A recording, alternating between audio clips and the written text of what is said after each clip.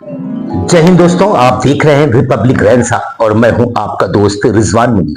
आज हमारे साथ में हैं आदर्श पटेल जी। आदर्श पटेल जी के बारे में बता दूं, ये प्रदेश सचिव हैं कांग्रेस के। बहुत ही तेज तर्रार और बहुत साफगोई से अपनी बात को कहने का इनका जो अंदाज है वो लोगों को, कुछ लोगों को तो बहुत ही प्रिय है और कुछ लोगों को वो बहुत तकलीफ देता है।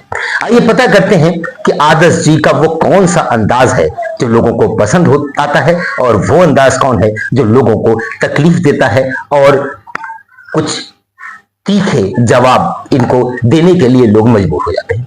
आदर्श जी, सोशल मीडिया पे आप काफी एक्टिव रहते हैं,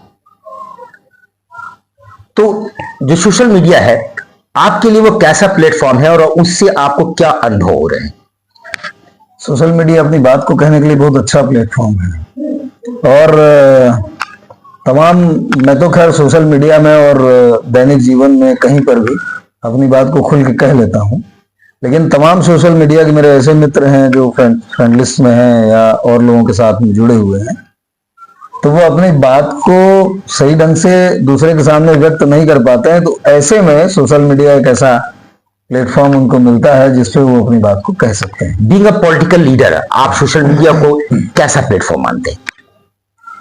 अपने संदेश को आगे बढ़ाने के लिए, अपनी बात को आगे करने के लिए, और खासकर जो दबा और कुचला समाज है, खासकर ओबीसी और एससी एसटी का तमाम संवर्ग है, उसको जागरूक करने के लिए एक सोशल मीडिया प्लेटफॉर्म एक ऐसा प्लेटफॉर्म है कि अगर हम कहीं पर नहीं जा पा रहे हैं तो अपनी बात सोशल मीडिया के माध्यम से उस तक। एससी एसटी से मुझे याद आया, अभी ताजा मामला है कि एससी एसटी और तमाम ऐसी पार्टीज जो इसको अपना मानती हैं, उन्होंने एक आंदोलन किया था अभी कल ही भारत बंद के नाम से। तो उसका क्या मसला था, क्यों ऐसा हुआ था, क्या ऐसा करना चाहिए, क्या भारत बंद करने से आम लोगों का नुकसान नहीं होता?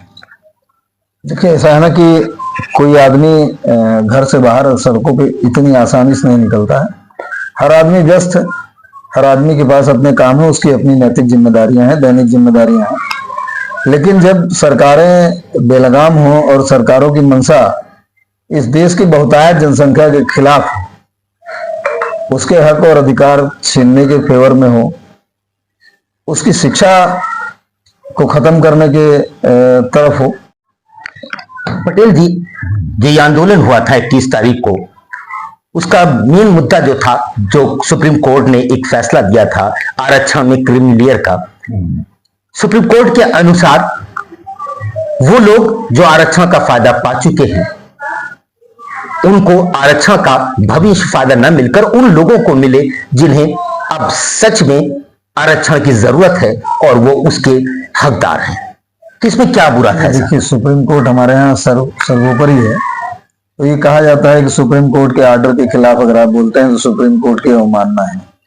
लेकिन मैं ये जानता हूं, इससे इतर भारत में हर व्यक्ति को अपनी बात कहने की आजादी है, और मैं अगर उस आजादी के हक के हिसाब से अगर मैं कहूं तो मैं इतना जानता हूं कि जो हमारा संवैधानिक आरक्षण है, संवैधानिक आरक्षण में आर्थिक आधार है ही नहीं।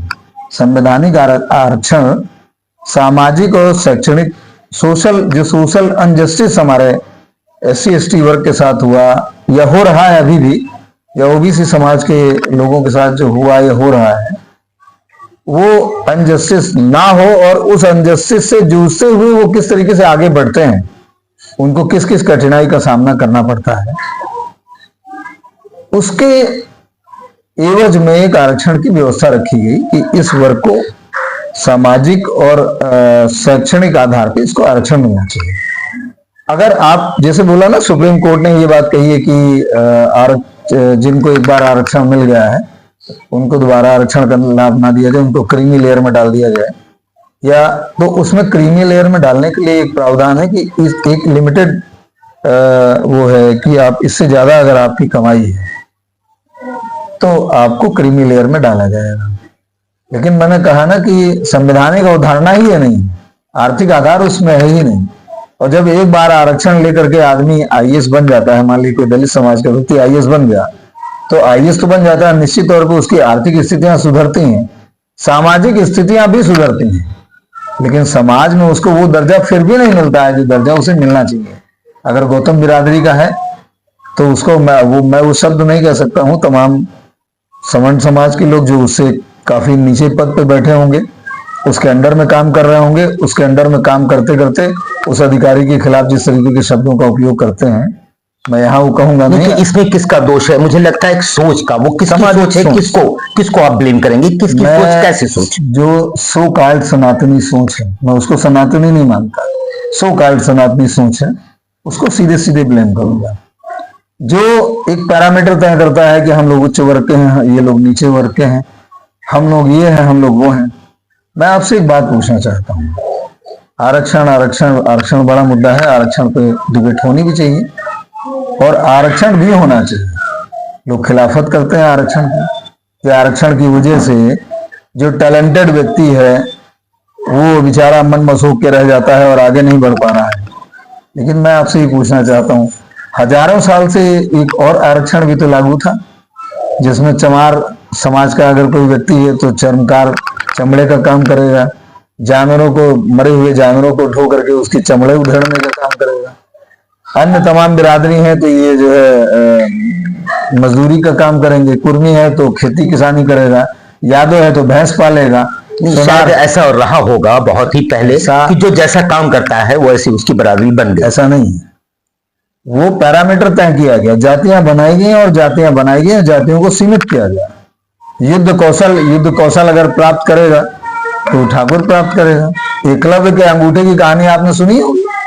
हाँ, बहुत। एकलव्य के अंगूठे की कहानी ये उस समय के प्रूफ हैं कि किस तरीके से आरक्षण की व्यवस्था वहां पर लागू थी और एक तरीके से जब एकलव्य ने युद्ध कौशल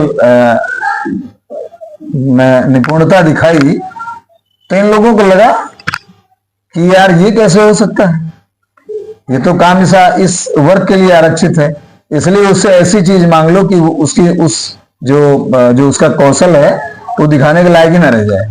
सही है। चलिए 5 से हम वर्तमान में आ जाते हैं। आपकी पार्टी और तमाम और पार्टी जो गैर भाजपा पार्टीज हैं, उनकी डिमांड रही है काफी समय से जातगत जनगणना की। तो पटेल जी से मैं जानना चाहूंगा कि जातगत जनगणना से किन लोगों का लाभ होगा? क्या ऐसी जनगणना से भारत का भी कोई लाभ होने वाला है?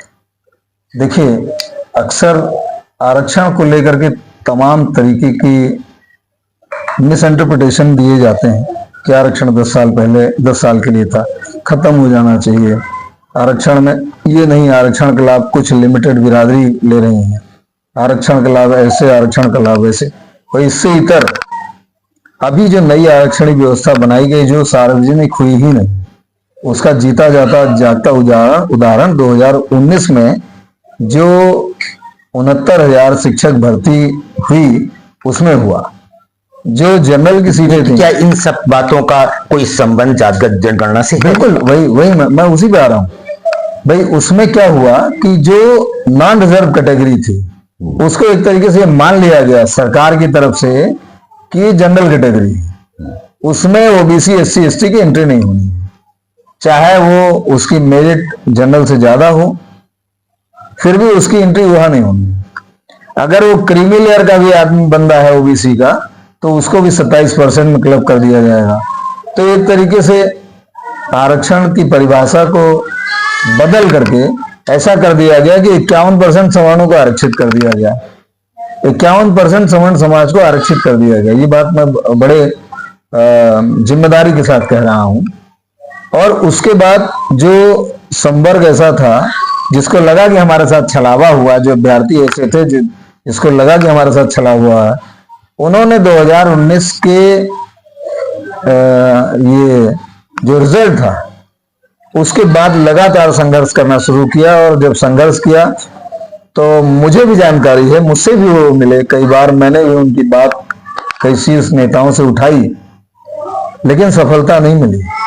और बाद में जब हाई कोर्ट एक ऑर्डर देता है कि यहाँ इन लोगों के साथ गलत हुआ है, आरक्षण के नियमों का उल्लंघन हुआ है, तब उत्तर प्रदेश की जो सरकार है उसकी तरफ से कि जारी होता है कि कुछ अधिकारियों द्वारा गलती हुई, मतलब गलती मानी गई।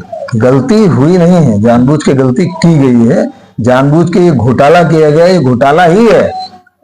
क्योंकि मंत्री की जानकारी में थी, कई बार मंत्री से ये बच्चे मिले हैं, कई बार प्रदेश मैं इंतजार कर रहा हूं उस उत्तर का जहां पर ये मुझे पता चले कि जात का जनगणना क्यों जरूरी है। तो जब इस तरीके से होता है कि आरक्षण के कोटे में ओबीसी रहेगा, आरक्षण के कोटे में SC/ST रहेगा, बाकी जनरल कोटा हो जाएगा, तो ऐसे में ये बात आती है। दूसरी बात, दूसरा एक चीज और ये कहा जाता है कि ओबीसी 27% है, उसमें कुर्मी या तो 2-3 बिरादरी ही फायदा लेती है, बाकी नीचे की बिरादरी फायदा नहीं लेती। तो कहने का मतलब ये है कि ये सरकार कहीं ना कहीं आरक्षण के नाम पे ओबीसी वर्ग को और SC/ST वर्ग को आपस में लड़ा देना चाहती और अपनी राजनीतिक रोटियां सेकना चाहती है। जनसंख्या के आधार पर हर वर्ग को आरक्षण दे दीजिए, इसमें बुरा क्या है? वर्तमान सरकार को इसमें तकलीफ क्या है? अब वर्तमान सरकार की जो घालमेल जो आपके सामने आया, 69,000 शिक्षक भर्ती में जो इन्होंने घालमेल करने की कोशिश की, 18,000 ओबीसी SC/ST के अभ्यर्थी ऐसे हैं जिनकी जगह पे जनरल के लोगों को भर लिया गया। 18,000 की संख्या कम थोड़ी ना होगी। भर्तियों में झोलझाल आप बार बार कह रहे हो, तो मुझे फिर एक बार बात याद आती है। अभी एक मसला उठा था लेटरल एंट्री का। अरे वो क्या था और उसके बारे में आपके क्या? हाँ, लेटरल एंट्री, भाई यूपीएससी का एग्जाम होता है, लोग दिन रात बच्चे मेहनत करते हैं, पढ़ाई करते हैं, तमाम कोचिंग करते हैं, तमाम सर्वाइवल उनका होता है, टाइम पे खाना भी नहीं खा पाते हैं, बेचारे इधर उधर रहते हैं, इधर जैसे जंक फूड वगैरह खा करके अपना टाइम सर्वाइव करते हैं और मेहनत करते हैं।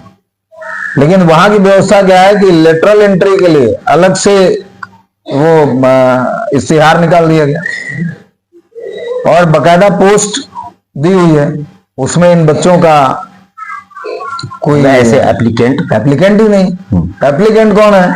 जो कॉर्पोरेट घराने के लोग हैं वो एप्लीकेंट है, कॉर्पोरेट घराने। वो आप ये इस बात का दावा कर रहे हैं कि लेटर एंट्री के जरिए ऐसे ही एप्लीकेंट को बेनिफिट मिलने वाला था जो कॉर्पोरेट घराने से संबंधित है। बिल्कुल। इस बात के पीछे आपका जो बेस है, इस दावे के पीछे क्या है, कैसे कह सकते हैं आप? नहीं, बिल्कुल दावा हो तो उसमें लिखा है कि कॉर्पोरेट से लेना उन्हें, उसमें जो एलिजिबिलिटी है आप उसको देखिए, उसमें जो एलिजिबिलिटी है कि कॉर्पोरेट से ही एप्लीकेशन मांगी गई है। ये तो अद्भुत है, अद्भुत है। तभी तो आदरणीय राहुल जी ने इसका पुरजोर विरोध किया है और तमाम और जो हमारे घटक दल हैं, जो इंडिया अलायंस है, इसने पूरी तरीके से विरोध किया है। इसको आप छोड़ दीजिए, जो एनडीए अलायंस के जो घटक दल हैं उन्होंने इसका विरोध किया है, तब नरेंद्र मोदी जी को बैकफुट पे आना पड़ा और सरकार को वो इश्तेहार वापस लेने पड़े हैं।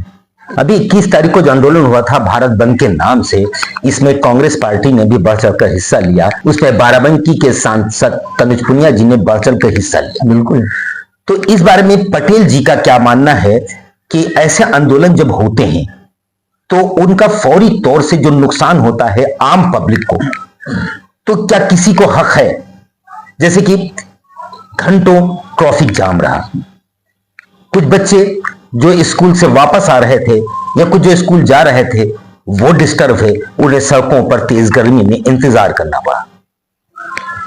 क्या कहना होगा इसमें? बिल्कुल, कोई भी आंदोलन होगा, कहीं पर भीड़ किसी भी तरीके से अगर रोड पे भीड़ इकट्ठा हो रही है तो निश्चित तौर पे देश की तमाम जनता को परेशानी का सामना करना पड़ता है। मतलब आप मानते हैं कि जो भी आंदोलनकारी हो, वो कैसा भी आंदोलन क्यों ना हो, इस बात का जरूर ख्याल रखें कि आम पब्लिक को उनके आंदोलन से कोई डिस्टरबेंस या कोई तकलीफ ना। बिल्कुल, हम तो विपक्ष के आदमी हैं, हमारा काम है सरकार को आईना दिखाना। हम हर मुद्दे पे छेड़ते हैं। भाई आप बताइए तो कौन सी जगह घोटाला नहीं हुआ, कौन सा काम फेयरली कर रहे हैं? बहुत लंबा हो रहा है। इस उम्मीद के साथ कि आने वाला वक्त हमारे देश भारत के लिए बहुत अच्छा होगा। जय हिंद, जय भारत।